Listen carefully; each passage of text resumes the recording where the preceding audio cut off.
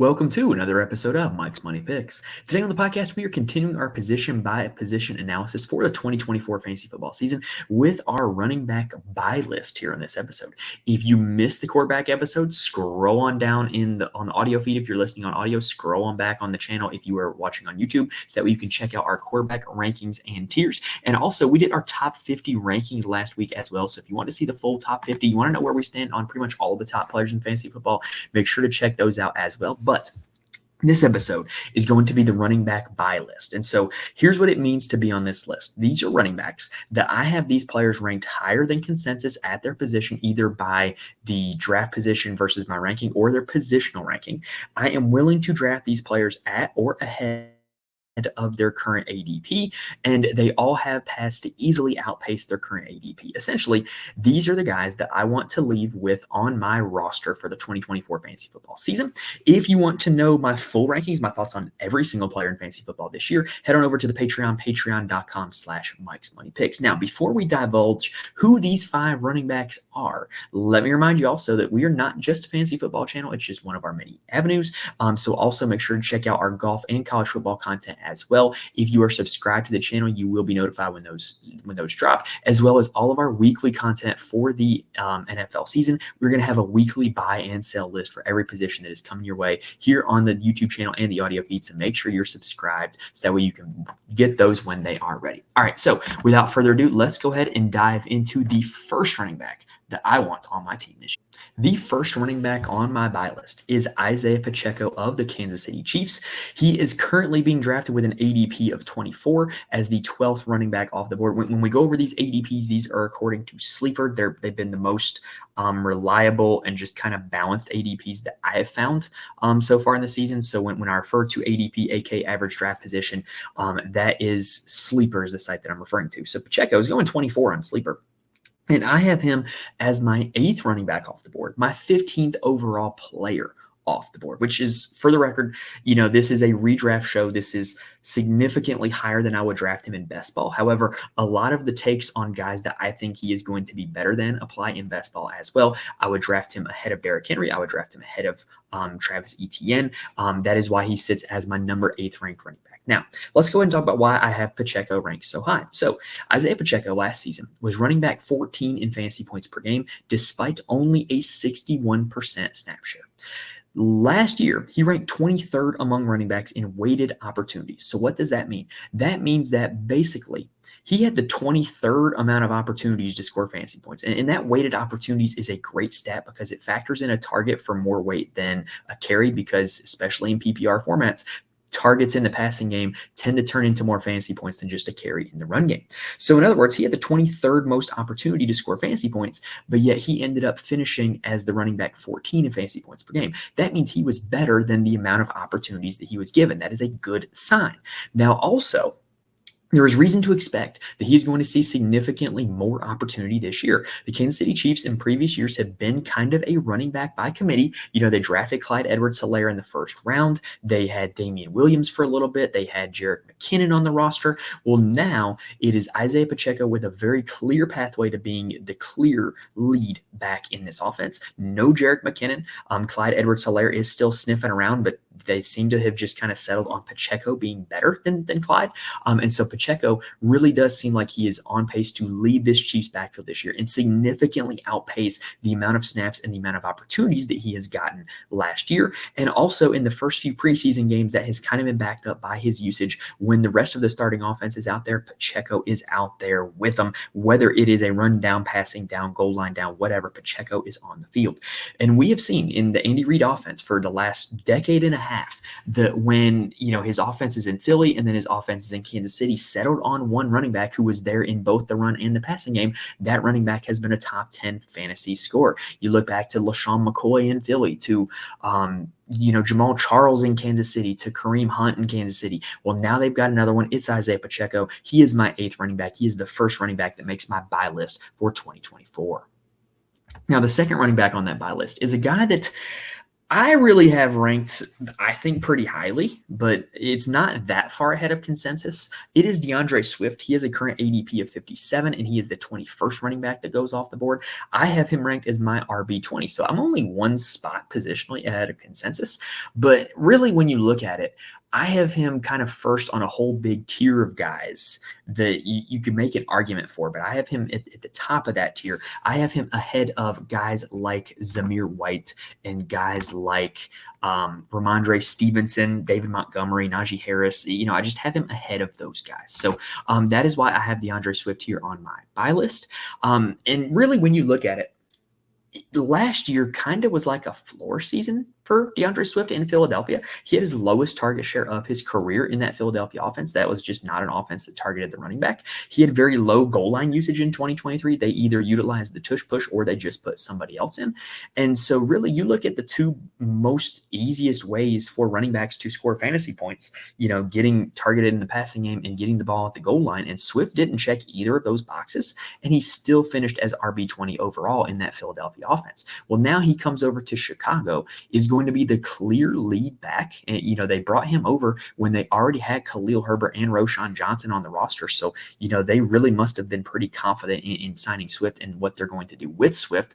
And, he's going to be in the Shane Waldron offense. He's coming over from Seattle. Caleb Williams is going to be a quarterback. Caleb Williams is not exactly a check down guy, but if you look at how the Bears have utilized Swift in the preseason, they're utilizing him on screens and swings and just different ways of getting him the football. And he is a big play threat waiting to happen when the football is in his hands. So DeAndre Swift is the second running back on my buy list, sitting as my RB20. The third running back on my buy list is Devin Singletary of the New York Giants. His current ADP is sitting at 83, coming off the board as the 31st running back, and I have him ranked as my 26th running back, a full 5 spots ahead of the consensus rankings. So why is that the case? Well, let's talk about Devin Singletary, and we're going to bring up a term that you're going to hear me use on this episode as well as the running back sell list if you tune into that one, which should be releasing later today, by the way. Devin Singletary has a lot of predictable, projectable volume for the 2024 season. Now, here's why I believe that. So Devin Singletary was quite good last year in Houston. He was actually RB9 after week 10 last season. Really, that was the turning point where you saw the snap shares and the opportunity shares flip from Dameon Pierce being the lead back in the Houston offense to Devin Singletary being the lead back in the Houston offense. And so he was a top 10 back in that offense, for when he was the lead guy. And really, the New York Giants have been a team that they have utilized one running back for the last 8 years because they've had Saquon Barkley. Saquon Barkley was running back 9 in fantasy points per game last season.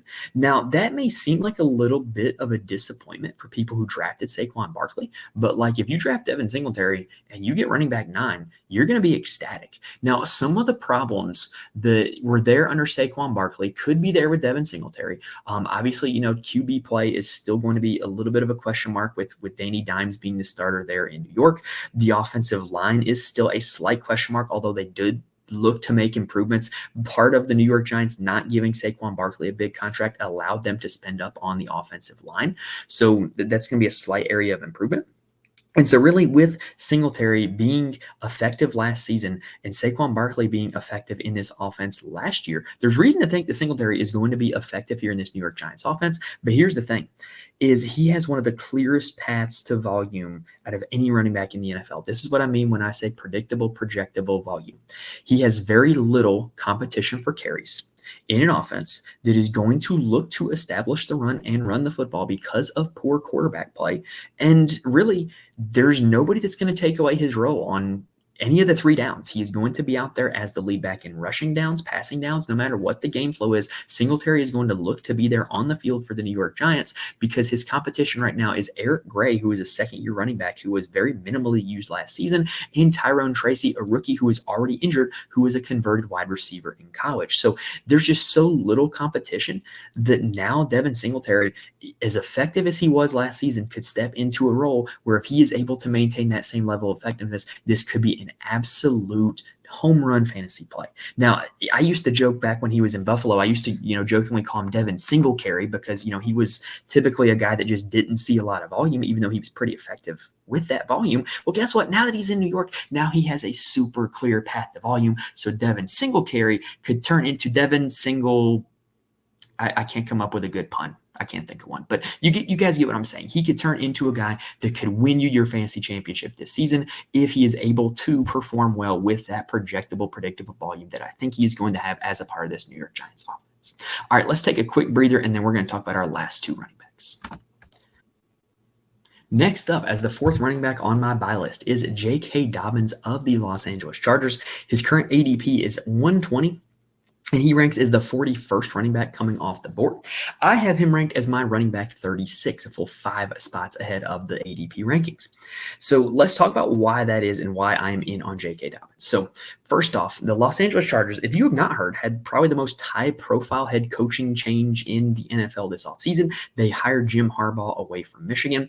With that also comes in offensive coordinator Greg Roman, who was Jim Harbaugh's offensive coordinator when he was the head coach of the San Francisco 49ers. Greg Roman also has a history of being the offensive coordinator of the Baltimore Ravens until last season, where he was not. So pretty much, you look historically, Greg Roman is an offensive coordinator. His teams have ranked in the top 10 in rush rate in every season that he was an offensive coordinator since 2011, when Roman and Harbaugh started at the 49ers together. So you're looking at an offense that is going to run the football. It's what Jim Harbaugh and Greg Roman did in San Francisco. It's what Greg Roman did on his own in Baltimore. It's what Jim Harbaugh did on his own in Michigan. Now that they're back together, what do you think they're going to do? They're going to look to run the football, and this team is going to have a very high number of carries and a very large rush rate. In my opinion, that's what I think is going to happen this year. Now, here comes the concern for J.K. Dobbins. There's a little bit of a crowd in this backfield, but his competition for carries is Gus Edwards, who is coming over from Baltimore, and Kamani Vidal, a rookie who was drafted out of Troy. Well, Kamani Vidal so far in the preseason has not received a lot of usage with the starters that would indicate that he is any sort of factor in this team's starting offense. And oh, by the way, we have seen J.K. Dobbins and Gus Edwards in a backfield together with the Baltimore Ravens, with Greg Roman as offensive coordinator. And in that backfield, J.K. Dobbins outsnapped and outcarried Gus Edwards when they were in that backfield together. J.K. Dobbins was the RB1, Gus Edwards is the RB2. So now, why are people drafting Gus Edwards ahead of J.K. Dobbins? Well, it's quite simple. Gus Edwards has a history of being healthy. J.K. Dobbins has a history of getting injured, usually early in the season. But to me, I am much more okay with drafting a guy with injury history much later on in the draft as opposed to earlier in the draft. If you draft J.K. Dobbins as the 36th running back off the board and he's the third running back on your team, and you take him and he gets hurt early in the season, in ReDraft Fantasy Football, you can just put him on IR, or you can just outright drop him and get that roster spot, of which you can get a guy who can improve the rest of your roster because it frees up a spot. And really, I would rather have a guy here whose concerns are injuries as opposed to a guy whose concerns are like his actual effectiveness as a running back, because you would have to hold on to that guy and wait and see if he eventually breaks out. With J.K. Dobbins, that's not a question. He's a good NFL running back. You just got to hope that he stays healthy. And if he doesn't, you can drop him or put him on IR and you can use that roster spot on somebody else. So I think that it's just a case of roster building that J.K. Dobbins should be ranked higher than he is, but also the fact that we have seen him be a lead back in the NFL with this offensive coordinator, with this specific backfield mate, to me means J.K. Dobbins should be drafted much higher. And if it doesn't work out, then you're going to be able to drop him and you're going to be able to use that roster spot, as opposed to drafting a guy like a Ty Chandler in Minnesota that just may or may not work out the entire season. That is why I have J.K. Dobbins as my fourth running back on the buy list. Now, the fifth running back and the last running back on the buy list is Jaleel McLaughlin of the Denver Broncos. His current ADP is 151. He is coming off the board as the 51st ranked running back. I have him as my running back 43. So Jaleel McLaughlin has a very clear path to being the pass catching back in this Denver offense. Reasoning, Javonte Williams is there. He hasn't been much of a pass catcher in his 3 years in the NFL. He also has an injury history. Samaje Perine was one of Denver's better pass catching backs last season. He looks to be cut from the team this year. That's what all the beat writers are anticipating to happen. Has not happened yet, though, so I can't say that already.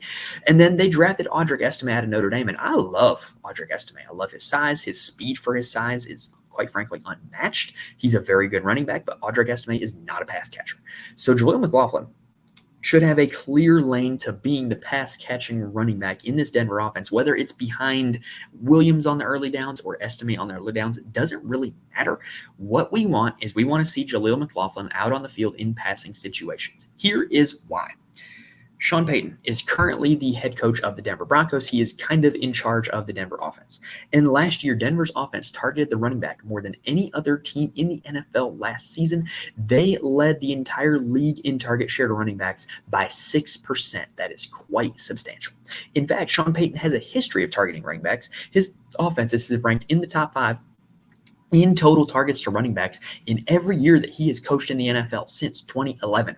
Do you guys realize how long ago 2011 was? Barack Obama was the president. Jim Harbaugh was the head coach of the San Francisco 49ers, and that quarterback of that team was Alex Smith.